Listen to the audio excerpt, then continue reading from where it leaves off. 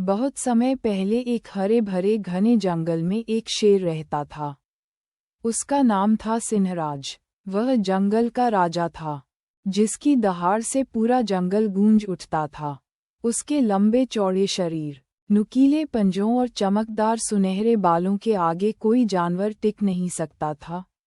लेकिन सिंहराज के जीवन में एक कमी थी। वह अकेला था। सारे जानवर उससे डरते थे। कोई उसके पास आकर बातें करने की हिम्मत नहीं करता था। हर सुबह वह सूरज की पहली किरणों के साथ अपने गुफा से निकलता, जंगल में चक्कर लगाता और दुखी दिल से लौट आता।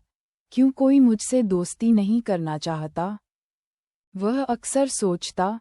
उसी जंगल में एक नन्ही लेकिन बेहद होशियार लोमड़ी रहती थी, जिसका नाम था चंचल। चंचल अपने तेज दिमाग और मीठी बोली के लिए जानी जाती थी।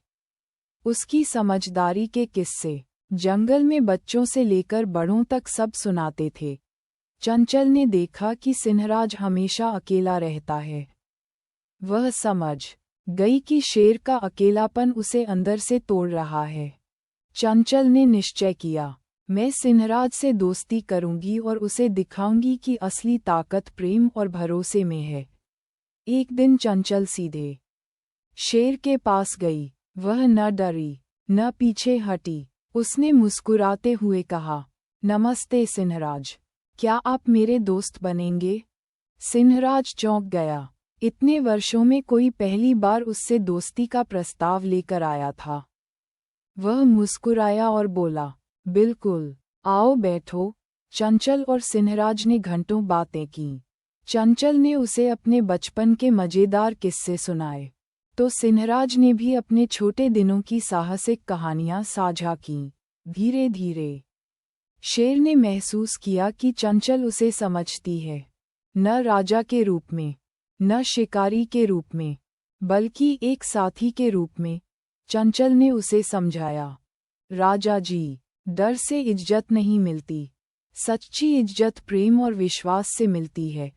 सिंहराज ने गहरी सांस ली और निश्चय किया कि अब वह बदल जाएगा। अगले दिन से जंगल में कुछ नया दिखने लगा। सिंहराज अब जानवरों को अपने पास बुलाता, उनके साथ खेलता, उनकी समस्याएं सुनता। उसने आदेश दिया कि कोई भी छोटा बड़ा जानवर अब बिना डर के उसके पास आ सकता है। लोमड़ी चंचल भी हर समय उसकी मदद करती। वह जानवरों के बीच संदेशवाहक का काम करती और सभी के मन से डर निकालती। धीरे धीरे जंगल में प्रेम और भाईचारे की नई बयार बहने लगी। बच्चे शेर की पीठ पर चढ़कर खेलते, हिरण उसके साथ पानी पीते और तोते उसके ऊपर बैठकर गाने गाते। चंचल ने अपनी चतुराई से कई छोटे बड़े संकट हल किए। जब नदी का पानी सूखने लगा, तो चंचल ने छोटी छोटी नहरें बनवाने का सुझाव दिया। जब जंगली हाथी गुस्से में जंगल में दौड़ने लगे, तो चंचल ने उन्हें शांत करने के लिए संगीत समारोह का आयोजन करवाया। जब एक दिन सुअर के बच्चों को भेड़ियों ने घेर लिया, चंचल ने उनकी सहायता से भेड़ियों को चालाकी से भगा दिया। हर बार सिंहराज चंचल की तारीफ करता और जंगल के सभी जानवर उसके चतुर दिमाग की सराहना करते। लेकिन खुशी के इस माहौल को नजर लग गई। एक दिन कुछ शिकारी जंगल में घुस आए। वे बड़े बड़े जाल बिछाकर जानवरों को पकड़ने की कोशिश करने लगे। जंगल में अफरा तफरी मच गई। बच्चे छुपने लगे, बड़ों में डर फैल गया। चंचल ने तुरंत सिंहराज को खबर दी, राजा जी, समय आ गया है कि हम मिलकर अपना जंगल बचाएं। सिंहराज ने तुरंत एक सभा बुलाई। सभी जानवर इकट्ठा हुए। चंचल ने एक योजना बनाई। कुछ जानवर शिकारियों का ध्यान भटकाएंगे, कुछ जानवर उनके जालों को काटेंगे। चंचल खुद शिकारी के ठिकाने तक जाएगी और उनकी गतिविधियां देखेगी। चंचल अपने छोटे आकार के कारण चुपचाप शिकारियों के पास पहुंच गई।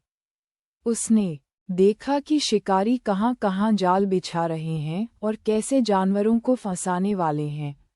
रात को सभी जानवरों ने योजना के अनुसार काम किया, तोते पेड़ों से आवाजें निकालकर शिकारी को भ्रमित कर रहे थे। बंदर शाखाओं से गिरते पत्तों से आहट कर रहे थे। हिरण और खरगोश अलग अलग दिशाओं में दौड़ रहे थे। सिंहराज ने अपनी दहाड़ से शिकारियों को डरा दिया। चंचल ने अपने चतुर दिमाग से ऐसे रास्ते बनाए कि शिकारी खुद ही फंसते चले गए। अंत में सभी शिकारी अपने ही बिछाए जाल में फंस गए। गांव वालों ने जब देखा कि शिकारी पकड़े गए हैं और जंगल के जानवर इतने एकजुट हैं, तो उन्होंने कसम खाई कि अब जंगल में शिकार नहीं करेंगे। पूरे जंगल में खुशियां फैल गईं। चंचल और सिंहराज को सम्मानित किया गया। जंगल के सबसे बुजुर्ग हाथी ने कहा, आज से ये जंगल मित्रवन कहलाएगा, क्योंकि यहाँ प्रेम और मित्रता सबसे बड़ा बल है। समय बीतता गया, पर सिंहराज और चंचल की दोस्ती और भी गहरी होती गई। वे हर दिन मिलकर जंगल की भलाई के लिए काम करते थे। चंचल कहती थी, दोस्ती वह बीज है जिसे अगर प्रेम और समझदारी से सींचा जाए तो वह वटवृक्ष बनकर सबको छांव देता है। सिंहराज भी मान चुका था कि असली राजा वह नहीं जो डर से राज करे, बल्कि वह जो प्रेम से दिल जीत ले।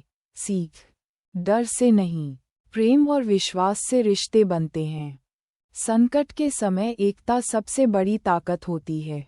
असली समझदारी मुश्किल हालात में सही निर्णय लेना है। दोस्ती वह धन है जो संकट में काम आता है।